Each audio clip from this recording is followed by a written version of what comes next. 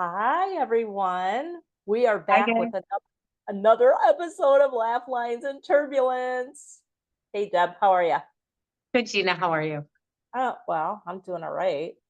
I have to tell everybody my cat fell in the toilet just a little bit ago, so that's not great. But, anyways, so Before a yeah, little interview, oh, our good little Lord. interviews wouldn't be the way they are unless something happens before, like technical difficulties, cats falling in toilet. Ice coming out of the fridge. Yes, Yeah, all of it. It's great. I know exactly.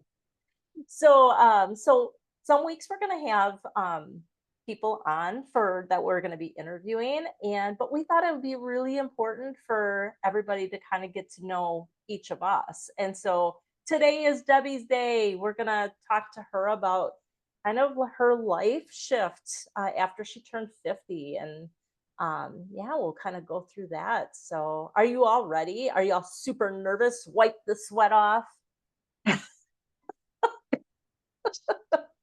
There you go. Yeah, All you got. right. So, So yeah, so like Debbie and I reconnected after like years and years. Life got in the way, as we said in our first video. If you haven't seen it, that's a recap in a nutshell. And so we just kind of caught up on like what we did in our 50s that like was life changing, and like we have these dreams we gave to our families all these years, we worked in these careers all these years. And so so I want to start with you, Debbie, and like what was that shift for you? You were in the medical field. Let's start with that. so my shift for me was exactly the year that I turned 50, which was 2019. So the year that I turned 50, I had a major shift. And I will say that it's probably when after my daughter went away to college and then she ended up joining the army. I ended up having I first ended up having a major spiritual awakening. And I know a lot of people hear that word spiritual awakening, and I've talked about it before. Everybody that knows me will hear the story and probably roll their eyes talking about her spiritual awakening again. But it's something that it's so life changing that it's so hard to put into words. It's just so life changing. It was such an aha moment for me that when my daughter went away to school and then she joined the army, I was holding on to her so tightly. I had the realization that my daughter was not a mini me. She wasn't. She's not a mini me. Yes, she is my daughter. She came through me, but she is her own individual divine being. And I had to stop making I don't want to say connection, but we weren't two people as one. She is on her path and I was on my path, and I had to figure out what that was. So when I turned 50, I had to figure out what was my path? What was my purpose? Yeah. So I had to let my daughter go, meaning let her live her life, make her decisions. They may have not completely aligned with everything that I wanted for her, but though that was her life lesson. She had to learn her life's lessons, and I could not do her life's homework for her. Yeah. And that left me with deciding, what did I want to do with my life? So but 50 was my first but first letting go. You had letting to let go. go. Yes. So letting go of yes, my children are, they live with me now. They're adult kids that even live at home at this. I let them I let them go so much that they came back. Okay. So you're a full nest. Yes, yes, a full nest. I'm a boomerang parent. But I had to like I constantly was on my kids. "Oh, why don't you do this for a career? Why don't you go to do this for college?" I was trying to convince my son to go to nursing school because I was in the medical field, and I was causing more harm than good. I was still definitely Mhm. causing more harm than good. My son didn't do well when he did try to go to college for nursing. And you need to give your kids space. That's the one thing you have to and when you give your kids space, then you you get out of their stuff and you start figuring out who you are. Your children are not, you know, uh, to continue on your deflated dreams. Okay, Yeah, they're not there yeah. to complete your goals for you. And you have to figure out what your goals are. You have to figure out what you want to do in your life. And your kids, yes, they'll always be your children. You'll always love them, yeah, all of that stuff. but you have to let them on do their stuff. You have to, let them do their thing. I think it's hard because Oh, you want what's best for them and you want to see yeah, them succeed. So like encouraging, well, go into the medical field because you're going to have good insurance, you're going to have good pay with that, and but you're absolutely right. Like yeah. you And can't that's where, force them. right. And that's where trusting the process comes in. Like, who, who was I to know better? I wasn't- Who I was I? saw it. I know. We're supposed Yeah, it's all right. Let them join. Let them join. I know. I'm like, Always oh, need good guests. So I know. But who are we to think that our decisions were better for them than they do? What we need to trust them. I had to trust my daughter that what she was doing was the process. I had to trust the process. Like, and I'm not talking about like, of course, if her life was in danger and she was doing these she was supposed to do, I get all of that. But yeah, I had to trust the process of her joining the military. I had to trust the process of what she was doing, and and I had to love my children unconditionally. And yeah, it's still hard to do today. Like, you get all these beliefs that you have, given to you from your parents, and I have to, remember that, they got to make their own decisions, and and yeah, I'll be there for them unconditionally. I'll be here for you, whatever you need me. You don't yeah. know, I'll be here for you. So I had to figure out who I was. And after Mm, I let Christina go and let her and gave her, let her go on her journey, I figured I had to figure out what was my journey. And one of my things was I always wanted to fly. I always wanted to be a flight attendant. And so during this whole process of self-discovery, so the yeah, spiritual awakening pretty much gave me this aha moment, was like, oh, I remember distinctly hearing a voice. I don't know, it just came from the sky or somewhere. I was driving. It was the voice saying, you create your own reality. You are creating your chaos. Your, you're creating everything around you. yeah, You have a part of your reality. It's not everybody else doing something to you. You create what's going on around you. yeah, yeah.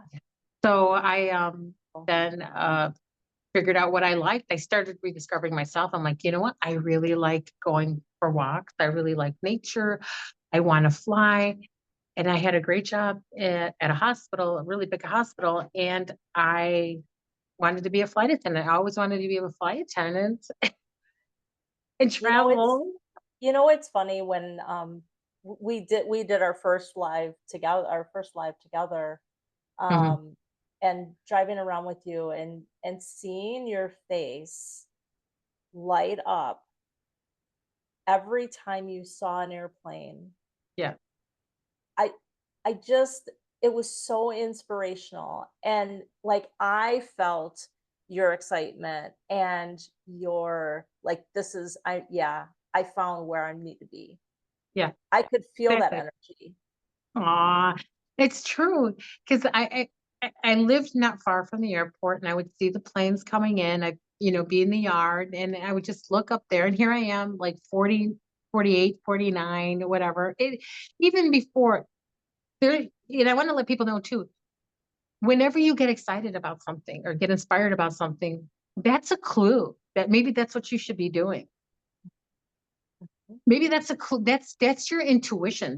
That's your inspiration. That's a clue that if you get so excited when you see something, like you said, when I see airplanes, yes, I got so excited when I saw them, and I would just like be in awe. I'm like, you're in the fastest mode of transportation next to a rocket ship. I mean, that just blows my mind, Yeah. you know. Yeah.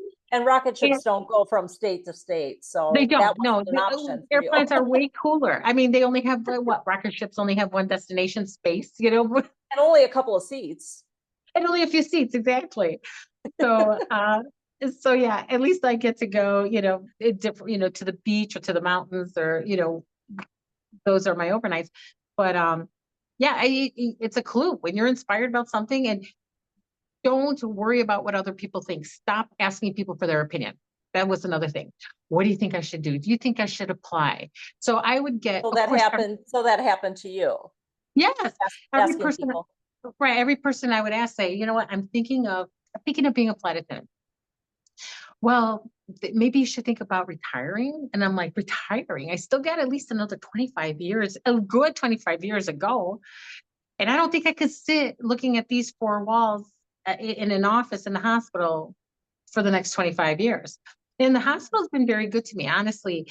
Um, I worked frontline COVID at the hospital. I was very blessed to have a very good position and to be a part of history. And I honestly believe, I don't think I could have worked through COVID if I did not have my spiritual awakening. Because when I had my spiritual awakening and started rediscovering myself, I started gaining confidence and I Yeah. started having awareness. I stopped feeling anxious in the moment of what's going around me and just being confident in my present self And and my didn't you awareness. tell me that your shift in that helped you to help your coworkers Yes. through that? Yeah, absolutely. So my shift was be present right now, be very aware. Like, yes, we're going through this major historical event. We don't Mhm. know what's going to Stressful. happen. Yeah, very stressful. And Mhm. we don't know what's going to happen. But when I was working with my coworkers, I said, well, let's start writing down gratitudes. Write down a piece of gratitude on a sticky note. We started putting it up in the wall where in the clinic we were working. We started playing music. Yes, it was a serious time, but then like, well, let's get some music up on the computer, pick a genre for the day. And that just helped us keep our minds focused on just helping other people and not be caught up in like worrying about what's going to happen tomorrow or what's going to happen next year or going Yeah. to the worst case scenario. Mhm. So the spiritual awakening definitely helped me deal with working frontline COVID. And now when I look back, I definitely believe all these sequential events had to happen to get me to where I am today with you. Of course. Yeah, here we are. So So the yeah, spiritual so awakening, did you find that like with that, what helped you through that awakening or what brought those things to light for you? Were there certain books? Were there certain videos or persons that inspired that and helped that momentum to keep going? yeah, so when I had the awakening, I started shifting a perspective, like waking up that we're all connected. Everybody's connected. We are somehow are all connected. It's so hard to explain. I actually had to Google what a spiritual awakening was because even my husband was like, oh my God, you're a lot nicer than you usually are. Did you go all woo on them? I did. I did go woo. There was a point when I first went on woo woo. I'm like, oh my God, everything is love and joy and peace, and we're all connected. And there is actually when I started Googling spiritual awakening, I was like looking it up. I told my husband, I go, I think I'm having a spiritual awakening. And I actually had to Google up like the symptoms of it. And I'm like, yep, nope, everyone feeling elated, feeling like I'm high on drugs, feeling like everything is wonderful. Yeah, he was and then I found books. Those looking that up, like on Google, led me to books of other people like Eckhart Tolle, The Power of Now, A New Earth, The Four Agreements, a very inspiring book for me too. So my spiritual awakening actually led me to those authors and those books, and it just helped nurture it even more. So Yeah, whatever it was. So yeah. and it was just having confidence in myself, understanding that I'm on my own path. Everybody else is on their own path and destination, and yeah, and whatever inspires me, that I have to follow my intuition and trust my intuition. Stop asking people, should I do this? What do you think of that? Yeah, I get it. You want people's opinion, but a lot of people are only going to give you their perspective. They might think it's not a good idea for them. So they're going to only give you advice that they feel is going to be applicable to them, And and no, yeah, I find that they don't know what's so deep in your soul. no, that only you know yourself. And I Right. remember it's like someone telling me like, I, I don't know if like when I wanted to become a flight attendant, I don't know, I know you. And I'm like, do you? Because it just took me 50 years Do to you? know me. Yeah. Go, do you know me? I don't even know me. I don't know me. How do you know me? It took me this long to finally kind of get to know me, and now Yeah. no one Yeah, knows you right? like yourself. Yeah. Yeah. So, but yeah, so then I worked through COVID, and long story short, with all that, I did apply for the airline I wanted to before COVID happened. Then all these applications were rescinded because COVID happened, and the airline industry, that nobody was going anywhere. And Mm. I was fine. I think if it had happened before the awakening, I would not have been fine. I would have been upset. But I was like, hey, if this is where I need to be, is in accepting things.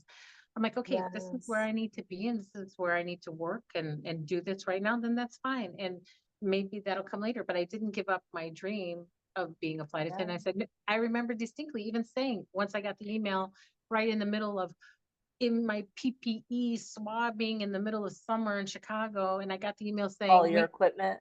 all my equipment, and then the email said, sorry, we're rescinding it." I'm like, nope, still gonna be a flight attendant. I said, that's great.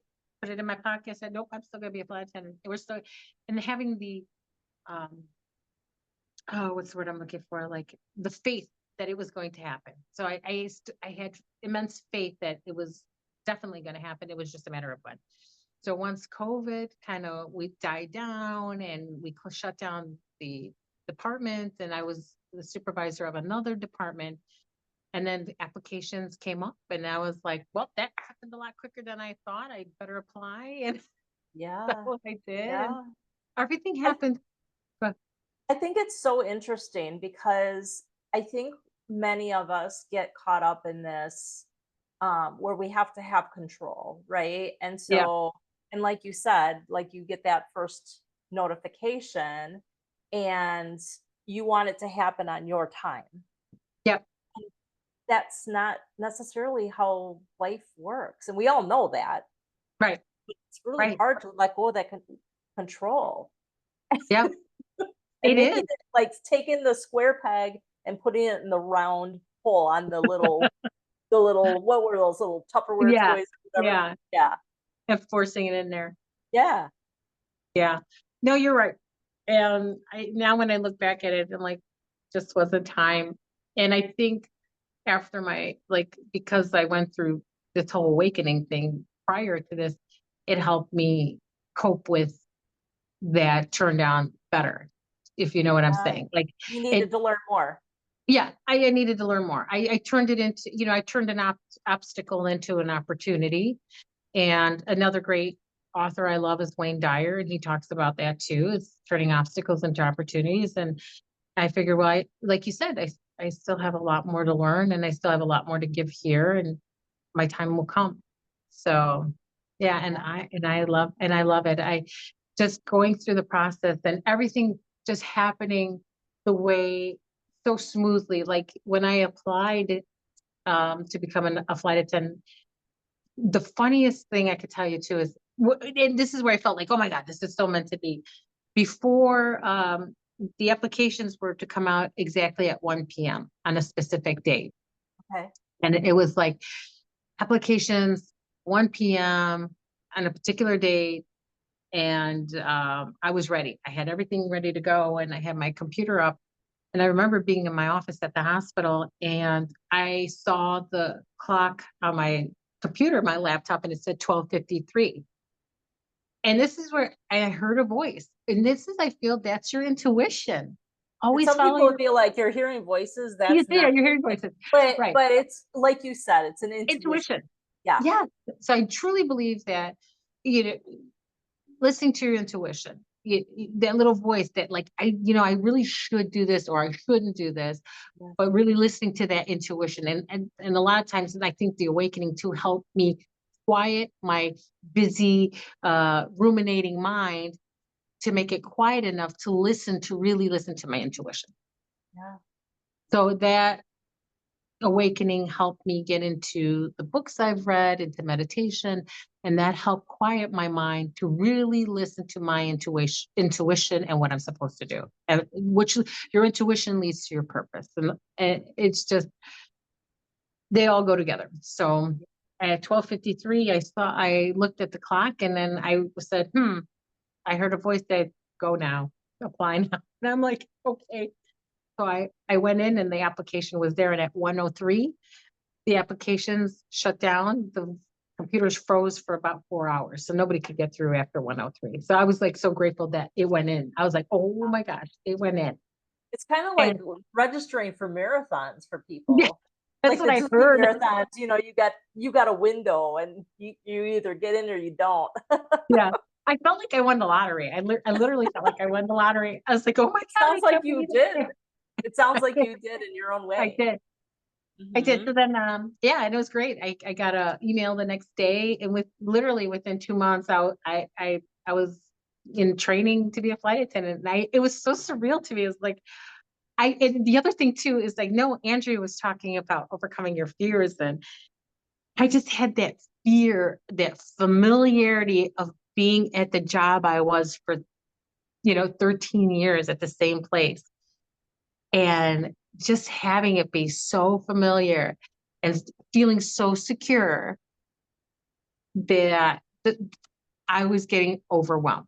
I was starting to doubt myself. I was starting to get overwhelmed. And every time I did, I'm like, no, no, I know this is what I'm supposed to do. No, just, I had to talk myself back into it. And I had to stop asking everyone for their opinion because I got into a point where I started asking everybody. When I started doubting myself, I started asking everybody something.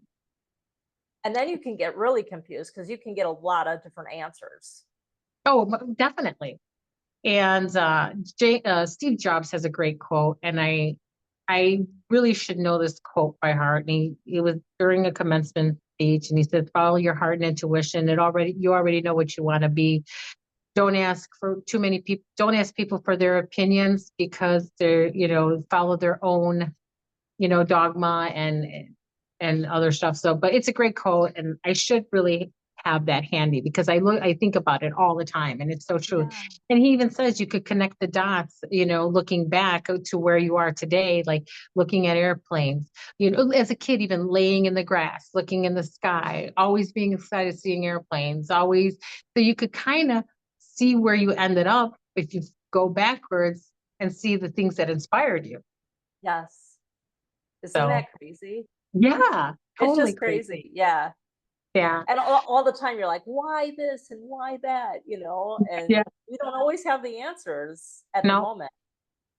right. You don't always have the answer at the moment, but then at some point you're like, oh, so that was preparing me for this, and that experience helped me cope with this, situation. So they all, it's not random. It all works together. So, but yeah, I was over the moon, and I remember waiting to that last minute to turn in those 2 weeks. Well, and going to what you're saying, asking other people and then also having that kind of that little bit of doubt or that little bit of fear, Yeah, right? That, oh gosh, this is really comfortable though where I'm at, was a fly back. yeah, Oh, I love the move. But, because you're starting over basically. yeah, Like you have your income coming in, a specific income, you have yeah. your retirement, you have all of Mhm. that from all the years that you were there. And now you're essentially starting over, Yeah, right? Now you have to learn a whole new job and you're probably starting over pay grade and starting over yeah. on, retirement funds and all of that. So, Mhm. yeah. Mhm. And then And you throw in and the conflicting identifying yourself. statements from people. Yes. And Yeah. then you're identifying yourself so much with who Yeah. you were at the hospital. I identified, as a, medical assistant supervisor, at the particular hospital I worked with, which was a wonderful hospital. I mean, it's a great hospital. Yeah. And it's so funny because that's another thing. And it's almost like weird advice I get. Don't leave a job because you hate it so much. Really, don't run from something, run to something. Yes. Yes. Don't leave in the energy of, I hate this so much, because any job you go into, you're going to carry that energy over into it. It's true. Yeah. And you're going to Yeah. be disappointed that you're waiting for the savior job. You're waiting for the savior career. The And grass is greener on the other side. yeah, yes. Instead, instead, running from something, run to something. What do you Mhm. want to do? Where do you want to work? What inspires you? And run to that instead of running from something you despise, because you want something to look forward to run to. And Yeah. and and I left a job that I loved. I mean, I did love my job. I did like the people. That's where we met, in medical. Yeah, we And met, right. and you enjoyed, I mean, you're great with people, and you're funny, and you have that great personality, welcoming personality. Like, any medical center would be lucky to have you, but, Aw, that's the thing, like, you're carrying all of that greatness into your mm, what you love to do. yes, exactly. So Mhm. that, yeah, that was the other thing too, is that I left not hating my job. I loved my job and I loved the people I work with, but I was inspired to be a flight attendant. I still wanted Yeah, to fly. yeah, I'm like, no, no, I really believe this is what I want to do. I really, really want to do this, yeah. And like I said, it all worked out. And I was hard in the beginning. I was a little nervous, and I was in training thinking, I just quit my job and this better work. I I got to loved make this your work. I loved your story of going to it, essentially, what do you call your training? I call it flight attendant boot camp because Yeah, it almost sounds like it, like yeah, up, super early in the morning. I loved your story about complaining to your daughter who's in the military yes, yes, about how you had to get up early and you're tired. yes. My daughter was so funny because she's in the military. And I remember when she went through basic training, that's when the time that exactly while she was going through basic training is when I had my spiritual awakening. I was worried about her so much. Yeah, I had to let her go. I said, I can't obsessively worry about her it'll journey. get I you can't do it. sick. Yeah, it was making me sick, and she was worried about me worrying about her, so she couldn't focus on what she was doing. Yeah. It was messing with her too. I can't believe, actually, I get really upset with myself. I'm like, how selfish of me of guilting her or making her feel so bad that she left. You know what I'm saying? But like, well, Yeah. look what you're doing to your poor mother. But Yeah. how It's all selfish. about you, right? Yeah, it's all about me. It's all about the I'm mom, bringing right? the Yeah. PCAT into my lap. This is I gave you life. Now you owe me the world, right? So Yeah, it doesn't yeah, work like that. No, I was so obsessively worried about her that I was dumping all of that on her, and she couldn't she couldn't even focus on what she was doing. So when I look back now, that was extremely selfish of me. And I should have just let her be and not worry about it. But I was in train. I know how hard basic training was in the army. And for her, and when I went to flight attendant boot camp, I was telling her, I go, oh my God, Christina. I had to wake up at 4 a.m. and they had us doing these drills. And she goes, really, mom? Really? Did they have you doing push-ups on your knuckles? No? Okay. Well, put on your big girl pants and get it done. I'm so like, you're getting on the so phone. you're getting advice from your daughter. Yeah, yeah, Some hard exactly. realities. We had a little switch went on there, like she was being the mom and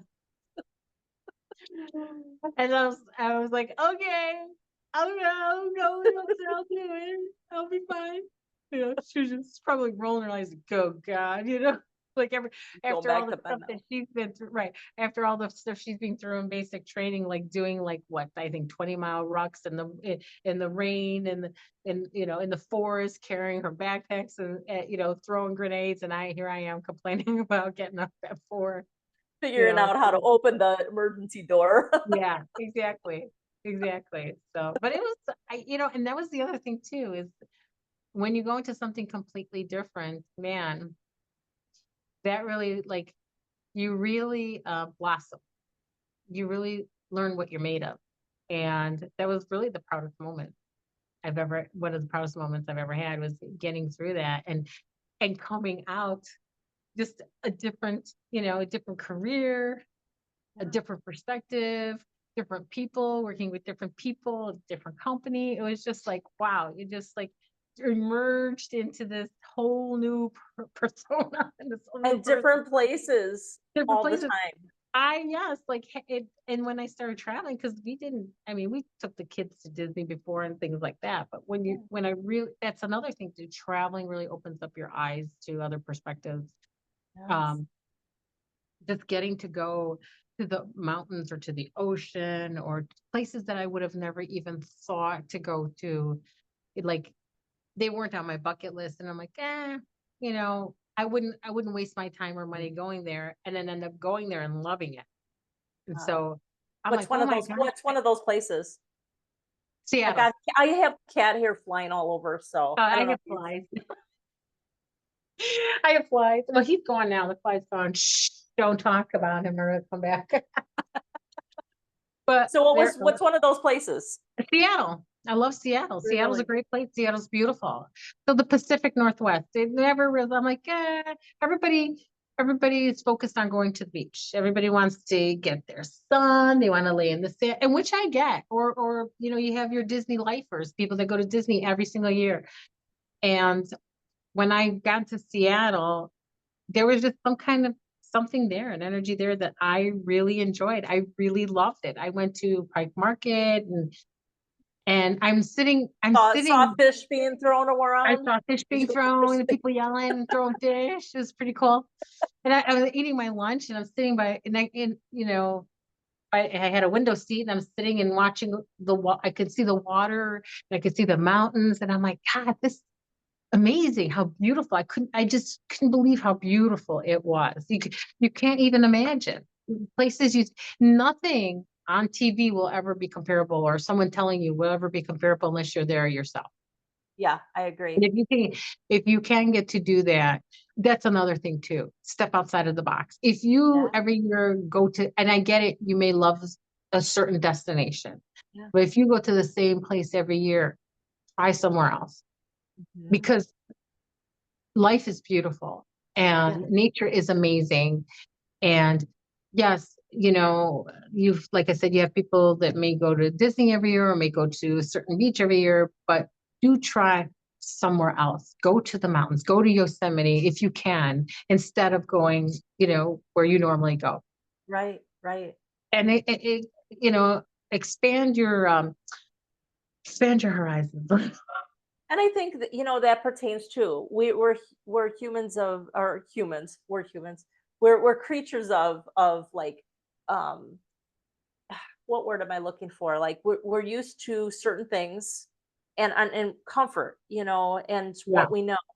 And I think, Andrea really spoke on this, like that fear of like stepping outside of that comfort zone and Yes. going and seeing new places. And,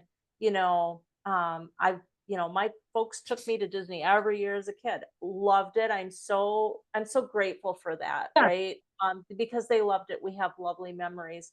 But looking at all the places that our family has that we've chosen to travel to, and you're correct, every place looks different and there's like these little nuances, these cute little coffee shops or that winery with the mountain in the background, um those are such wonderful memories to hang on Mhm. to and experience. Absolutely. Mhm. Absolutely. It's nice Yeah. to, if you're able to get out, or even if you're not able to go, the one thing I really appreciate is just getting out in nature. Yes. Really just do Hiking. appreciate that. And every, even if you're living in the city of Chicago, you could still get out into nature. That we have Chicago, Cook County has amazing forest preserve system. You can drive anywhere you want to go, or even take a bus to the beach. So I you remember can, going when I was down by you, going yeah, to a beautiful place, and you wouldn't even know that there's waterfalls and yeah, yeah. cliffs and stuff. So, so pretty. So, So pretty, yeah. Just yeah, explore nature. Even if it's right by your house, just yeah, enjoy it. yeah.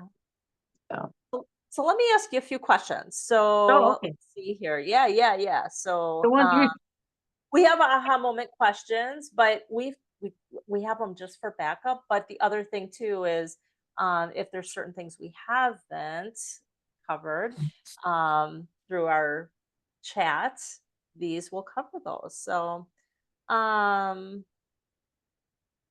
one of the questions is, what did your mother or female role model teach you, um, or what insight did they share with you about, because our big thing is on menopause. Like, we're going through Mhm, menopause, ladies, and if you're watching this and you're mhm. younger, yeah, don't deny it. You're gonna have It's gonna happen to you too. So what did she share with you, or other like changes related to middle age, or did she share any of that with you? So interesting. She did not. Um, and again, my parents are from Eastern Europe, and I believe it was probably cultural that they didn't just talk about that stuff. But the one thing I did notice looking back, now that we are in that I'm in my 50s and going through menopause now, and I chose at this time to, and it's no secret. I mean, there's like a menopause revolution going on right now. Oh So yeah. I have chosen to take hormonal replacement therapy. I follow Dr. Mary Claire Haver on Instagram. I have her new book, The New Menopause. And one of the things that I made the decision to take hormonal replacement therapy is I saw how fast my mother declined after reaching menopause. Mm, So she was always very, very spunky, very, very go-getter. She worked. She was a very hard worker. She's a very small, tiny woman. She's like 4'9", but very, small but mighty, and always managed to kind of get through the physical pain of working hard. As a child, I believe her family worked. They lived in the mountains and worked on a farm.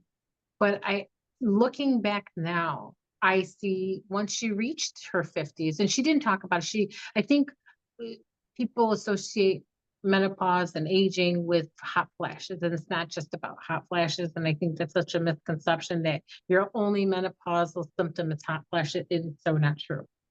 yeah. There are other things that they don't validate when you tell them, hey, I don't feel like myself. I don't, and I notice I'm going through the same thing. Like I've been extremely tired, or, brain fog, a lot of aches and pains. My body just hurts so much, Yeah. uh, other symptoms. And I remember again, like my mom in her 50s, as soon as she hit menopause, she developed psoriatic arthritis. She was diagnosed with fibromyalgia. She ended up getting knee replacements. She ended up, last, I think, 2 years, she had a hip fracture. She has severe osteoporosis. Was showing signs of dementia. And she's only like, I want to say 75. Yeah, So her young. quality of life, like between 50 and to 75, 50 something, just, she was just downhill.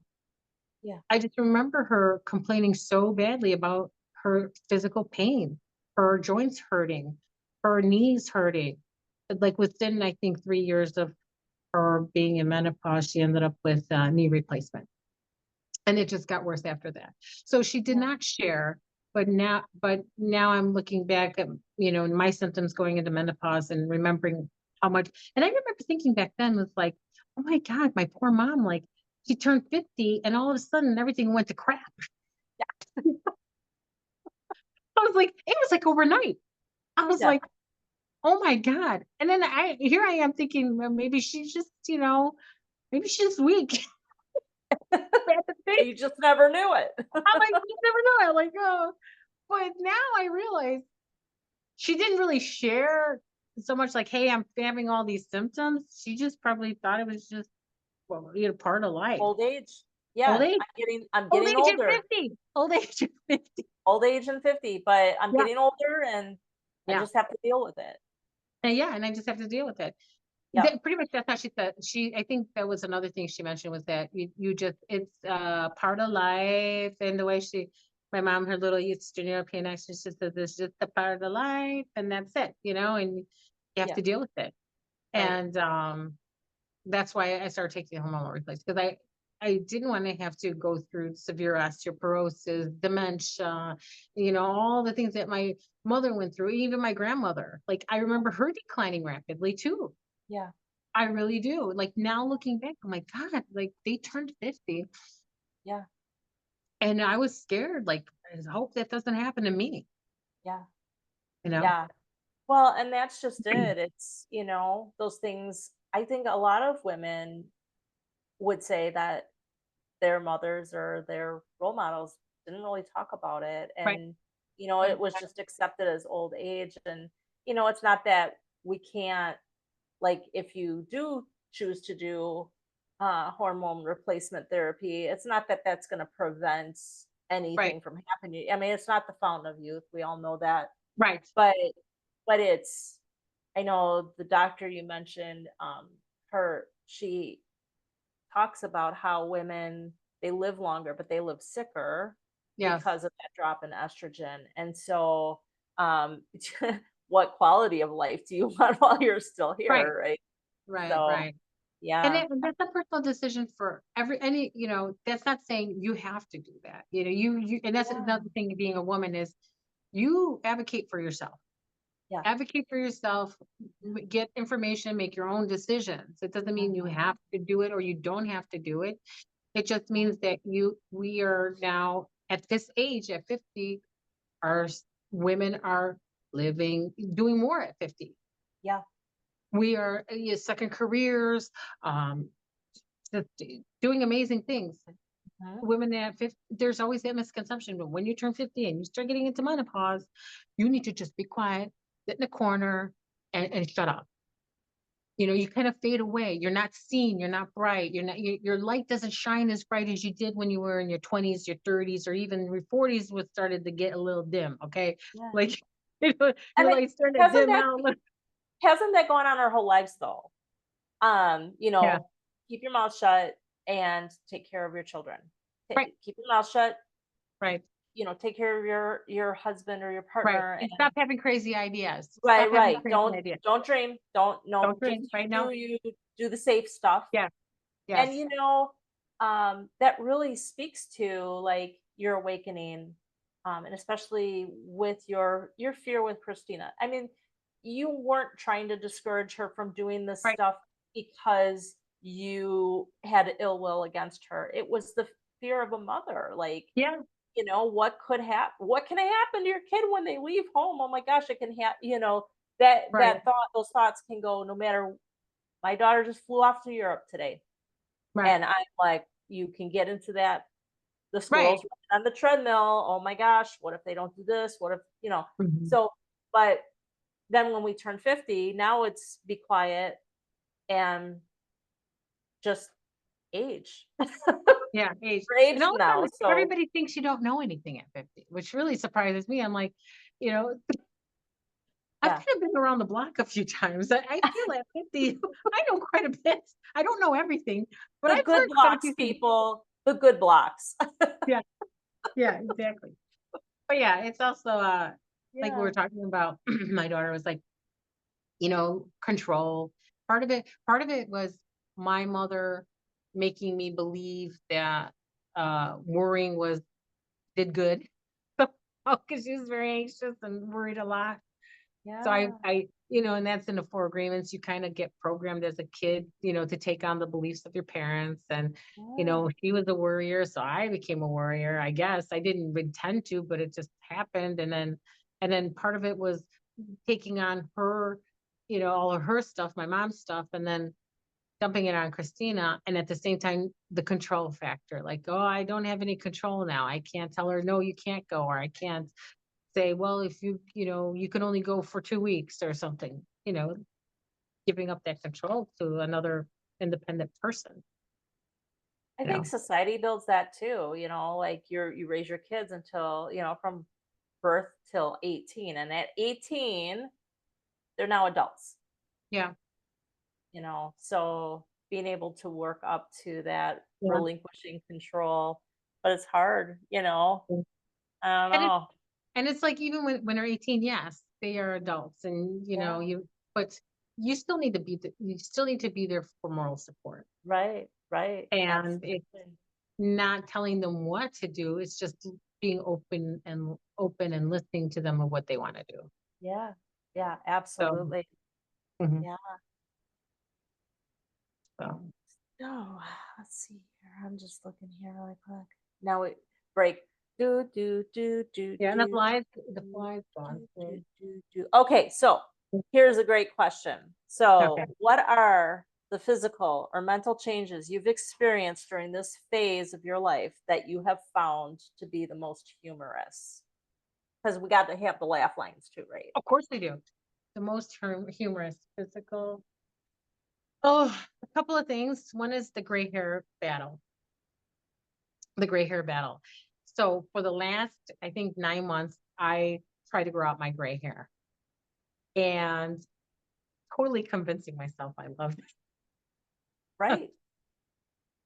Go natural, they say. Oh, Christina, my daughter also said, why don't you try to go natural and do a gray blending, let the gray grow out? And I'm like, you know what? I'm gonna try this. So growing the gray out, I started with like a gray blending and then growing the gray out completely. And I remember just like, and I think I put it on a few of my like TikToks or whatever, like on my stuff too, like this little, I'm gonna get into this gray hair journey. I'm gonna follow every gray haired beautiful woman out there. And if you love your gray hair, again, that's great. You Yeah. do you. You do you. And then I'm like, I'm gonna jump on board and then I'm gonna hashtag every silver sister I can and everything. I just remember like looking at my hair, like in the car. I was in the car looking at my hair and like how much has grown out of the gray hair. Of course, I have a demi permanent on it now. But how much has grown out and looking at it, it's just looking so blue. So it looked like so ashy and blue. And it was such a huge difference. It just and my husband, he bless him because he was just like, when I started growing out my gray, he's like, yeah, sure, whatever you like. But I noticed, I don't know, we weren't cuddling as much. We Love started getting that. a little subconscious. I'm I like, love. he's keeping his distance a little more during his gray hair. Do you think a lot of that has to do with though, like, because I could feel your energy and you're really trying to do this, and I was encouraging you, like, Yeah. keep going if that's, like, I don't even know. And I was contemplating it myself during your journey as I'm Uh-huh. spraying, gray Yeah. spray on my stripe. Yeah. But um, I could feel your energy of like, I'm not so sure about Yes. this. And I was trying to be so convincing to myself. Yeah. With such conviction, I was just like, no, once it comes in, it's gonna look great. It's gonna look great. And then even like some of these like uh pages that I follow Yeah. and would post my gray hair. I'm like, oh, I want to go natural. And one woman actually suggested that I turned my eyebrows gray to have everything matched. And I'm like, no, this is when I need to go back dyeing my hair because I have definitely dyed my eyebrows gray. I want to like say, are you nuts? But I I realized it wasn't me. I I needed to like I gave it a try, but it wasn't for me. It definitely wasn't for me. So I went out to Sally's and bought about $300 worth of like demi hair color. And that day, like I came home and it's been forever since I dyed my own hair. And I just slapped on something Oh, that covered it up. And the next day, I swear to God, and this is also another thing, like it depends on how you feel about yourself. How you feel about yourself, you project that out to everybody else. You have to feel good about yourself. And I'm not talking about you have to be thin or have brown hair or whatever. It's what makes you feel good. What makes you feel good? For beautiful. me, yes, what makes you feel beautiful? For me, it was the hair. The hair, it was all about the hair for me. It really was. And people say, yeah, it's only hair, but it made me feel beautiful. That day that I dyed my hair, the next day I was a different person. I swear to God, I was just walking around. I like put on a dress. I looked fabulous. I was nice to everyone. It was You great. were back. Yes, I was back. I You think were I told my back. husband, It's like on Hook. There you are, I told my Peter. husband, I said, I'm back. He goes, better. I said, I'm back. He's like, better. But he was so supportive. Yeah. He was. He's like, whatever you want. And I realized it's not what I want. Yeah. Yeah. So, Yeah. but yeah, I agree with you. Like again, I look at women that I just saw a woman the other day, her and she had like her hair, it was just so the gray was just so yeah, beautiful on her yeah, and her style. And I'm like, oh my gosh, when I flew down to see you. And I thought, oh, should I try again? I don't know, because it looks so great on her and she's yeah. just beautiful. And I'm like, I don't even know. Like, I just I don't have the energy right now. But One day I might, you know? yeah, but it's it's something that again we don't have to do. We don't have to go gray at 50. Right, You don't want to. You could do right. whatever you want to do. Anybody, Yeah, you could do whatever you want to do.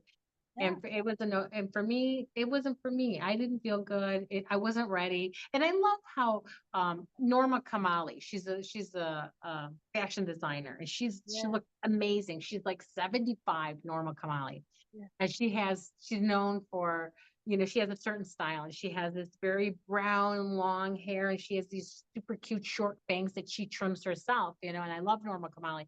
And that was one of the things someone had mentioned in Norma Kamali was like, she's so into health and she's so into fitness and, beauty. Why doesn't she embrace her age and go gray? And in the article, and Norma Kamali says, because I feel brown. That was it. yeah, It was because I yeah. feel brown. And I And love we that. that's beautiful. And you know Yeah. what? We need to stop asking women why.